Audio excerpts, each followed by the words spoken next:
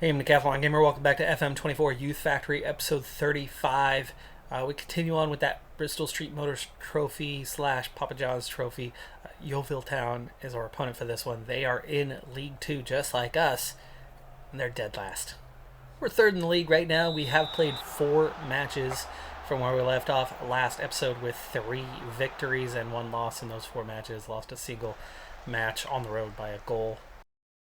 Getting victory in the other 3, including one against a playoff zone team, is a pretty good result and outcome. We're now into January. And so being in January, Thornhill, his transfer, which we agreed upon right after the summer window closed, Thornhill is gone. So that means Archie Jones, who took over as the regular starter anyway, that was kind of close. Archie Jones is the lone guy now with Thornhill, no longer the backup. Another close chance. Yikes. We need to get something going here. Still all them here in the first 4 minutes. Right from the kick. Didn't look good. That's Forbes. Mortland gets the take. And there's our guy. So with Thornhill out of the picture, the backup to Archie Jones is now Wiley. Pascal Wiley has come in. Oh, wow. That should have been a goal. He had a window there, and he hesitated just a fraction too long, and by then his shot was blocked. Bottom corner was wide open for him. That was our first shot of the game. Another free kick, dangerous spot. Davidson. Wiley. That one's blocked. Glad to see him getting into the mix. He's definitely got some potential. Hassel's shot. The setter back with a footed shot. Takes a wild deflection and obviously gets some luck out of that. It goes right off the chest of Forbes and puts it past Keller, who was leaning the other direction. Puts it into the opposite corner it would have been in. And we lead 1-0. Now them being in last place makes us favorites. Us taking 10 starters into this match, plus Wiley, makes us favorites. That first 5 minutes did not look like it, but since then we're starting to get control here and are on the board. Mortland through for Lanahan. Penrese, what a chance added to. Great through ball. Strong finish there from Lanahan Penrese as he was well guarded. It may have taken just a slight deflection. Keeper right there, tight angle. Might have been off the hip of the defender, but Keller went inside. We went outside.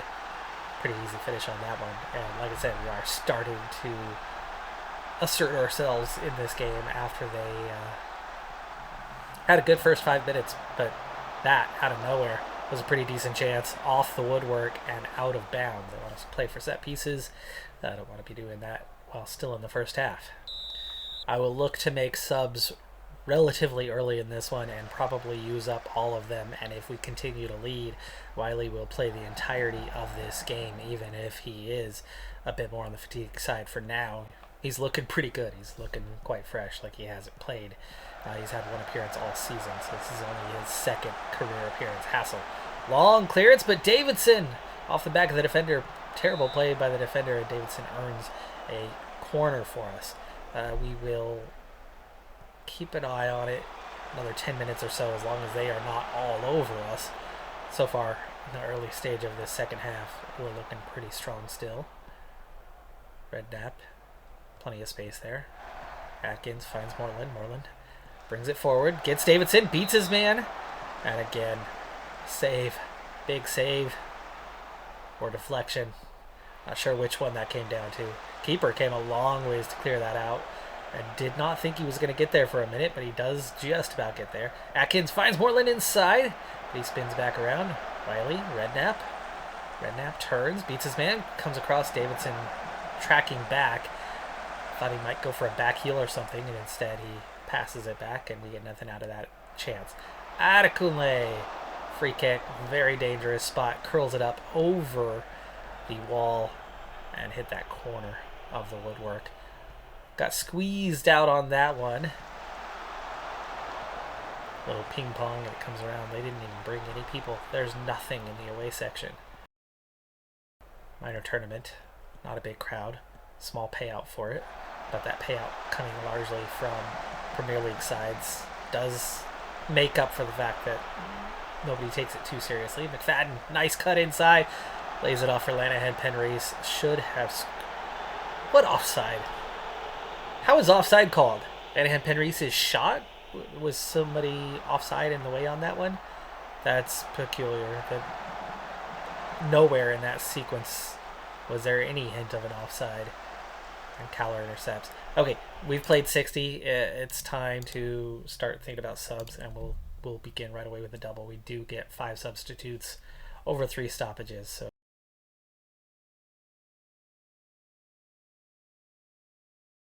Mortland, he's having a really good day. Davidson recovers the ball. Tries to lay it off. The defense got a piece of that. Deflected it to their own man. Adekunle, Wiley taken down in the box. And he was remonstrating to the referee after he got up. He was pretty mad there, and I can see why. That looked like a sure penalty. And there certainly was an advantage where the ball landed. There was like 5 defenders right in front. Yes, we got the first touch, but it had no chance of getting through that crowd. I'm going to keep possession, get another chance at it, but went way too high, skied it. In terms of overall chances, we're only slightly ahead of them, but the XG is quite clear that we are well ahead. Okay, now it's time to start thinking about fatigue subs. Lanahan, Penreese, Wilkinson. We have 1 more available. That would be a defender. Kitching or Hassel. Both pretty tired. Last sub, last stoppage. Controlled most of the game. And it's 3. Wilkinson on the board. And that'll put this thing away with 10 minutes to go. Fadden really not challenged effectively at all. He's going to get the assist. Wilkinson came a really long ways to get that. Caller should have saved it. Defense should have been able to get up and head that away. We'll just time waste slightly and play for set pieces. That's all we need to do here. Ooh, Forbes, big missed chance. He should have gotten them on the board with that one. Final seconds, Hewitt. Gonna get 1 more chance at this. It's cleared away though, McCartney. And we comfortably get out of the southern section semifinal. So we're gonna be in the southern section final. We are that close. We're going to be down to the final 4 teams overall semifinal, but regional final. While the game itself doesn't pay well, $50K for getting out of that round is a nice bonus. Still not sure that adds up to the drop in ticket sales. It might. Last 4, a win against Crawleytown, Hartlepool, both by a goal. Northampton blew them away 3-0, and then on the road with Bolton 2-3, close victory. And actually that was 2 late goals. We nearly squeaked out a result on that one. The ratings just weren't there. It was a very weak day up to that point. But nice bounce back, and we actually got our 2nd televised game of the entire season is all from that one. We will have obviously another match to play there soon once we... I don't even see why there would be a draw if we're already at that stage, but either way. Forest Green, 2nd place next. Big matchup. Gillingham, Rochdale, and Tranmere. So Forest Green, the big one, and then we'll go on vacation for a little while following that. But in the meantime, the league looking like this. 57 from Halifax, Forest Green at 55. We could match Forest Green with a victory. Goal differential, if we win by 1, they'd still be ahead of us. If we win by 2, we would overtake them. York, same points though. Little bit of a gap now to Ebbsfleet, Hartlepool, and Port Vale. That win over Hartlepool definitely helped. Leyton Orient is also still close to that playoff zone, but we are starting to see that field spread here into the second half of the season. That is opening up some gaps, putting some further distance between us and others. And as a result, it's looking more and more likely that we're at least playing for a playoff place, if not automatic promotion. Okay, well, now I see why there is a draw. The sections are done. We have made it out of the southern section, and we're now into just a proper quarterfinal. So the final 8 teams that exist here are redrawn at this stage, and you can see who's in the hat right here at the bottom. We've got Ebbsfleet, Man City, and Liverpool under 21s. Arsenal lost in this last round. They were the final 3 under 21 sides. No surprise that the 2 biggest clubs, or the 3 biggest clubs, were all the final 3 reserve teams to be active in the competition. But other than that, Ebbsfleet and Port Vale are the final League 2 sides besides us, and then Plymouth Stockport and MK Dons from League 1. So 3 League 2 sides, 3 League 1 sides, and 2 under 21s. Your guess is as good as mine as who we could end up playing against. At this point, you would hope that we get a home draw, and then whoever it's against, we should have a chance. On the road, could be difficult. Port Vale gets one of the home slots. If you're going to be on the road, you'd rather it be right now, so I wouldn't mind getting drawn. They are the lowest rated team still in the competition, but they're going to get Stockport, so at least it gets one of the League 1 sides out of the way. Man City under 21s, they're probably too good. They are probably too good, and that's who we're going to be playing. And that's not going to be a crowd. They're not going to have a crowd for that. Difficult task. Both they and Liverpool get home matches. Ebbsfleet. So, amazingly, all the League 1 sides, plus us, end up with the road matches. Well, the good news here is we've already gone up against Arsenal. They're under 21s. Beat them. They were the other team to get out of our group, and they were the ones to make it one stage shy of where they're at now. That's the team that's second in the top under 21s league. Chelsea leads. Liverpool is third. But City's only 8th. That looks pretty good, but of course, things can change drastically. You could have a big name down there or not. One of the only things about City, if we think about it realistically for just a moment, they buy up more players than anyone in the world besides Chelsea. They spend a lot of money on acquiring talent. But most of that talent does not get stored in their own academy or in their own under 21s. Most of that talent is stored overseas through loopholes that should not exist, but do exist, where you have direct partnerships. They have something like, 8 clubs around the world? Beyond Man City, or with Man City? I'm not sure which the count is on that, but it's something right around in the neighborhood of 8 clubs that Man City, their parent, the state, that they all own. And Man City loans players to them where they pay their salary. It's a way to cheat FFP, and they've used it for a long time and used it to their advantage.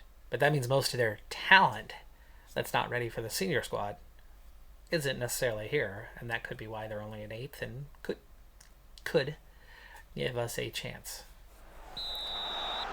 Forest beat us the first time we played this season when we were at their house.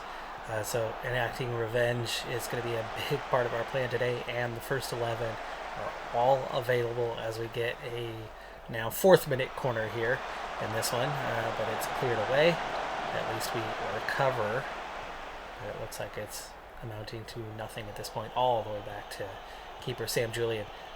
It is January now, so following this game, what we're going to be looking into as Jones, nice cut inside, beats his man, doesn't quite beat the keeper. It was a big, just to the end of his reach, diving save from the keeper. Atkins, can he turn? No, well, he did turn, but still played it back anyway. Adekunle turns, switches to Lanahan Penrys, but that's blocked. Jones recovers. He's going to get it back again, dribbles out of bounds. 6 minutes played, and we've been all over them so far. Possession, shots, XG, it's all us through that first dozen plus minutes now. being that it is now January, our quarterfinal match against Man City under 21s will be right before the window closes in January. That's going to be the next match that we play live. In the meantime, what we're going to be watching here for the month of January, or doing for the month of January, is two things. Instead of just going on vacation for a while, as Davidson gets the opener. We played half an hour. I don't see a flag up, but they're going to call it offside. Flag was down. I looked at the assistant referee. That was called by the main ref. Wow. That was a harsh call. It was tight. But the AR had his flag down. Can't believe that ended up getting called. Now that looked more offside than the goal. Boy, if we don't win this now. There we go. Davidson scores. Our second in minutes. First to count. Davidson easily onside. His defender right on his back. He was playing in a position to protect the ball. And then he opened up as he beat his defender. Not once, but twice on that play to get that one in. That's their first chance of the game, and it's approaching halftime. Second shot of the game. They got one other one. Non-highlighted. Big chance there, but it got cleared out. Mortland's going to turn. Redknapp. Down the sideline. Crosses. Davidson rises up above his man, but it looks like he was held until the last possible moment. And couldn't get over the top of it. It goes out, but XG, all us. The play was all us. Should be up by more than one at this point. Kitching on a yellow. Probably will not see out the game, but for now he stays on. Outside of the defense, that's been quiet. McFadden is struggling a little bit, but Jones is the only attacking player who has yet to impose himself in this game. Big takedown, dangerous position, free kick. We line up for it here. So, January. Watching the window. Remember, I do have two players that are transfer listed. We're down to 1.1 million with Thornhill gone.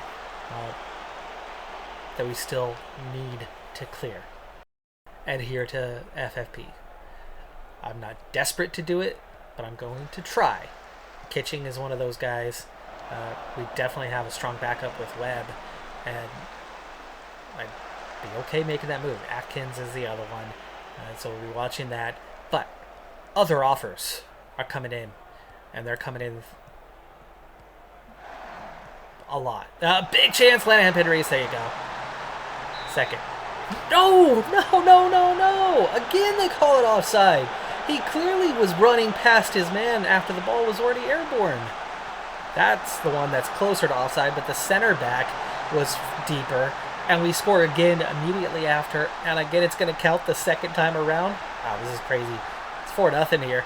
Watch the center back right down the middle. Yeah, number 19 played us onside. Lanahan Penreese beats his man, but he recognizes mistake there by 19 and converts.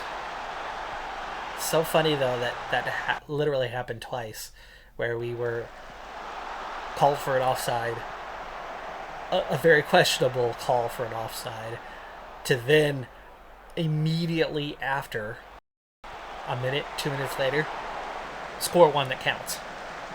Now up 2-0. We've played an hour. This is a big matchup against number 2 team. The second thing we need to do besides monitoring the transfer market and lots of big offers coming in. Ooh, that thing nearly ping-pongs towards the back of the net. There was going to be nothing the keeper could have done there. But it deflect, blocked. And that stopped it. Fatigue. Kitching is having a rough game. Let's go ahead and bring on Webb. And then McFadden, we're going to bring on Potter. I will have to swap Potter and Redknapp once he's on the field. Atkins is having a rough day anyway, so let's go ahead and bring on McCartney. Triple sub. And then we will, once the sub happens, we'll make that swap. And it happens there. Let's go ahead and swap Potter and Redknapp. Defense a little suspect at the moment with that double change. 20 minutes to play. We will probably want to start our gradual time wasting and playing for set pieces now. Adekunle, free kick. Second thing, okay. So big offers coming in. MLS clubs are really interested in 2 or 3 of our guys, and we're seeing their valuations actually kind of increase as they're lowballing, but coming in high enough that somehow it's drumming up the interest that's showing the number is climbing. They haven't exceeded anything, but I fear that there's a couple players that it's absolutely going to happen on. Julian's a big one, but I really don't want to lose Julian, as we do not have a proper backup, as we nearly get our 3rd or 4th or 5th or whoever's coming. But the second thing, we're almost to the end of the game here. The second thing to do here for the month of January is contracts. We've got a lot of expiring contracts. I have not dealt with them yet this season, and so we need to get in and start re-signing contracts, which of course ups the need on some of those guys being sold. But some of them, maybe not the ones that I want to sell, will end up being the ones we sell, which means then we can kind of back off and pick and choose. Like I said, right now it's 1.1 million. We need to clear out if we're going to sign a bunch of new contracts. I would imagine it's going to go up a bit.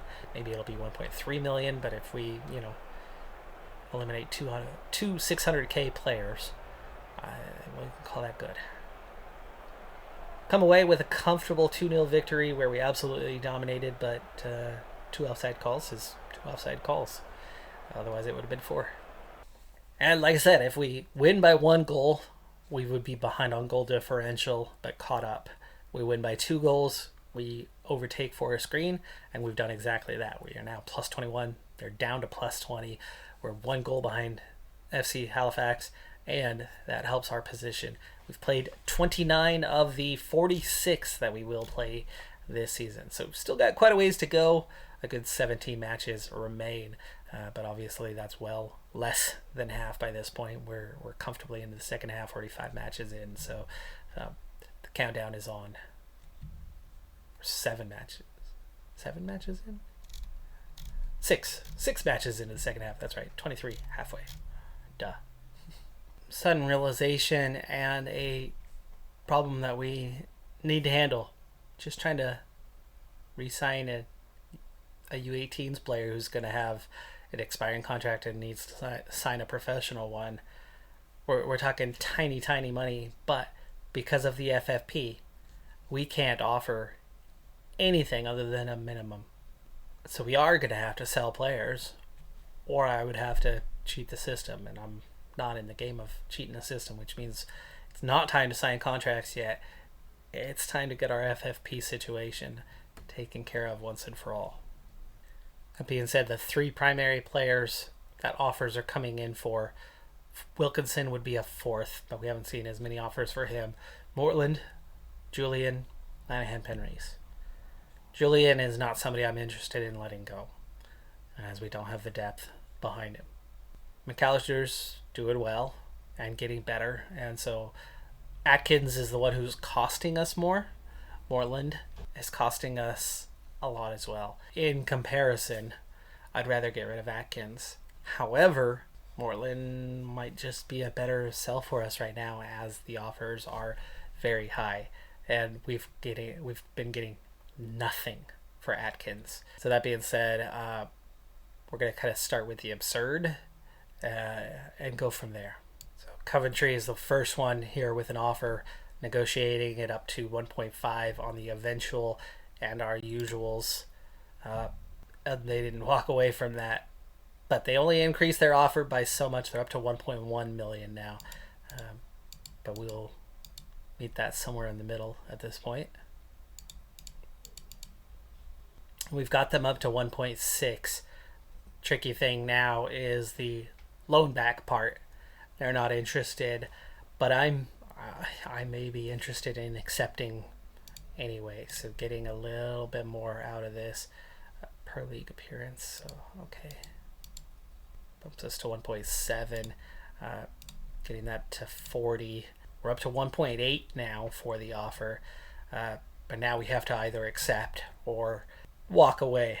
I'm going to go ahead and accept. We can't re-sign anybody if we don't move some players, and he is half of what we need to move. What I'm hoping for now is more teams to offer, seeing the ballpark of what was negotiated and coming in with similar offers, and that through one of those we could either A, get more money out of it, or B, get that loan back. At least I'll get him to finish the season for us. Lanahan Penreese would put us right about where we need to be. And we do have Wilkinson right behind him, and Wilkinson does play a lot.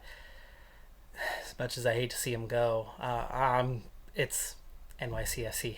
It's one of those Man City owned clubs. We're going to try to squeeze them and get the ball rolling on what it's going to take to sell Lanahan Penreese. I'm less inclined to let him go. They are willing to negotiate with us, but only bumping to 1.2 so far is not going to help them much. We'll come down some, but not by a lot. That's already 300,000 less than what we were asking. And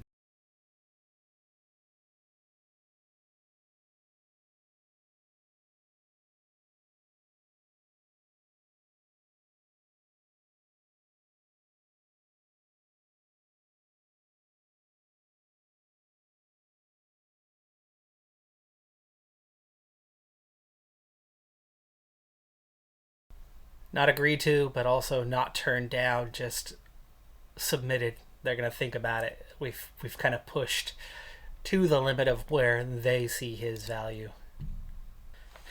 Okay, and NYCFC comes back a day later with a tiny offer compared to where things were before. I'm going to go ahead and lock the loan back link this time. See what happens.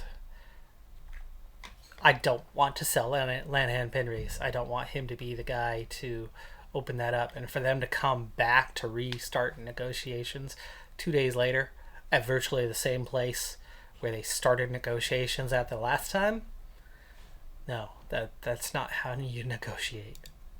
You don't start the process all over again from scratch.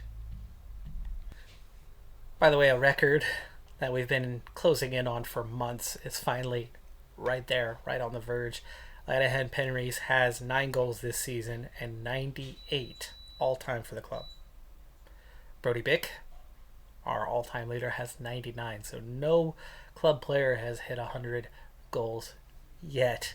And Lanahan Penreese could be the guy or could be gone and not get the chance. Exciting stuff, I suppose.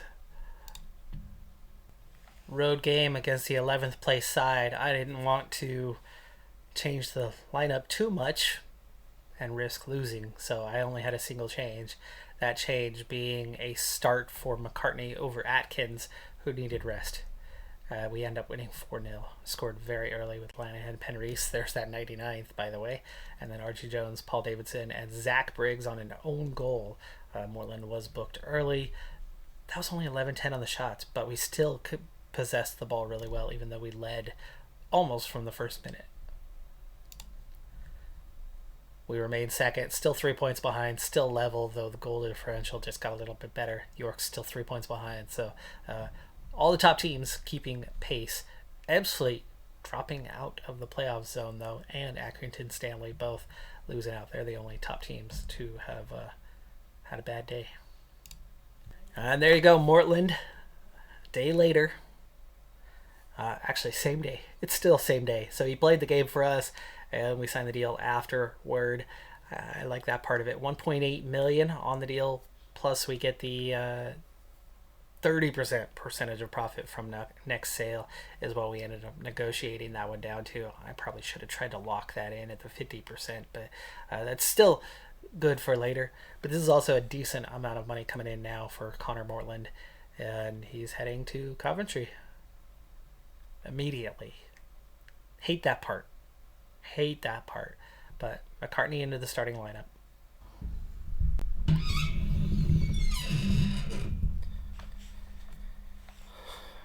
We will most definitely miss the 201 appearances that Mortland had for our club. 16 goals. Not the greatest player by any stretch. 27 appearances this season, 7.17 rating. We see over the years how he has just gotten that little bit better. 6.82, 6.86, 7.02, a 7.22, but that was in the Vanarama South, right? as we progressed.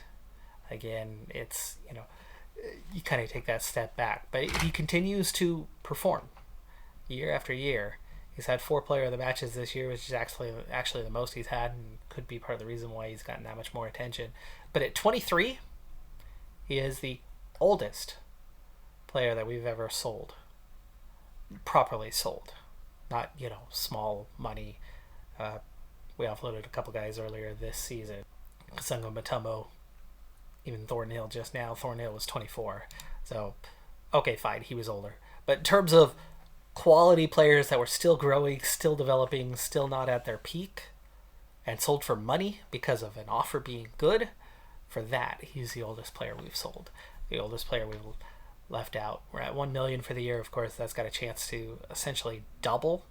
For the moment, at $975, it's our second highest transfer. Sumihoro, which was only a couple players ago in terms of sold players, we sold him for $1 million flat.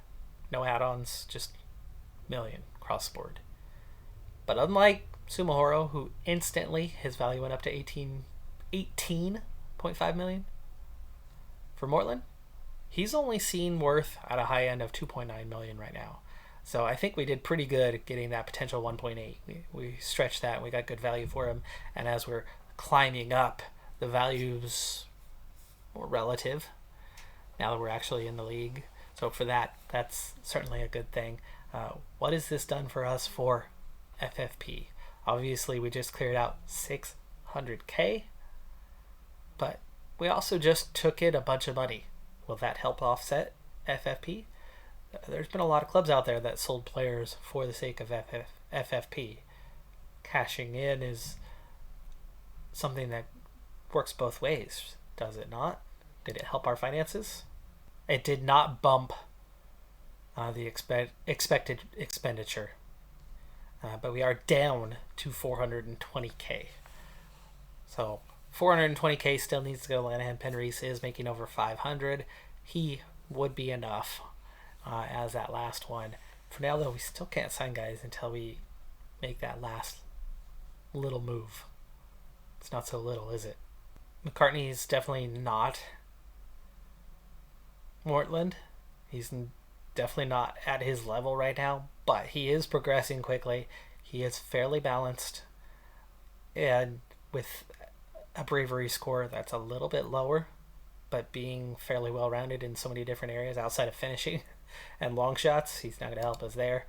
I'm optimistic that he's going to do pretty well. Currently an 88, definitely lower than the 115 that Mortland was. NYCFC is back. Much better offer than before. We'll counter with only slightly more. But we definitely want to bump this one up. And we want to ask. We're going to lock that one in. Okay, so they've countered with more money. Now 3.3. But they're definitely not taking the loan. I think we're going to have to take this. I mean, this puts us where we need to be once and for all. And 3.3 is obviously a lot of money, and I don't think he's going to be worth much more than that. Lanahan Penreese is only so good. He's a 113, 133. Wilkinson has already overtaken him as the better player now and has better potential. I thought they fixed this in FM24. Apparently they have not. Designated player rule strikes again, and NYCFC can't sign Lanahan Penreese. But at least the value should be much higher. But for now, that means we're going to have to sit a little bit longer to find some sort of deal going forward. I only rested a single player at Kunle for Hewitt because of fatigue. And 23rd place Rochdale just beat us 3-0. One penalty. Looking at this, is that FM'd? We only had 4 shots on target, even though we had 15. Dominated, but could not get it on frame. And around us, some of the teams did drop some points too, so we were not the only ones. But that's a very disappointing home loss against a very bad team that's still in the relegation zone. They did have the advantage on XG. The reality is we probably should have lost this game 3-2. The chances they created, while not many, were huge chances, and they converted. It's Sunday, January 25th, so we're looking at the transfer window closing Monday. So we've got just over 1 week left in the transfer window. We have cleared out more than half of what remained, and actually if you throw in the Thornhill part, we've cleaned out a good 2/3 of what we needed to clear out to get back within FFP. We can't re-sign any of our guys until we do. So we've got to do something, and just letting them expire is like the worst way to do it, because then everything would expire. We can't re-sign anyone under the circumstances until it's done, and therefore they would all become free agents, and once that happens, we're screwed, right? They aren't going to stick around, especially the good ones. So we would be in some serious trouble. I really need to let another 450k go before the close of the transfer window. Realistically, we need to let 500k plus go, knowing that there's going to be some increased salaries as we negotiate the new ones, but at least we'll be able to quickly get all the youth guys snatched up, all the reserve guys snatched up with their new contracts. They won't count to FFP because they're not old enough, and if any of the reserve guys are old enough and still only a reserve guy, we're going to plan to let them go. And actually, maybe I need to look at that and see if I need to let any of them go now. But with the Lanahan Penrith deal falling through, unless somebody else steps up wanting him, looks like he may stick around a little bit longer. And it could be somebody else. But Atkins, nothing doing. Kitching, nothing doing on him either.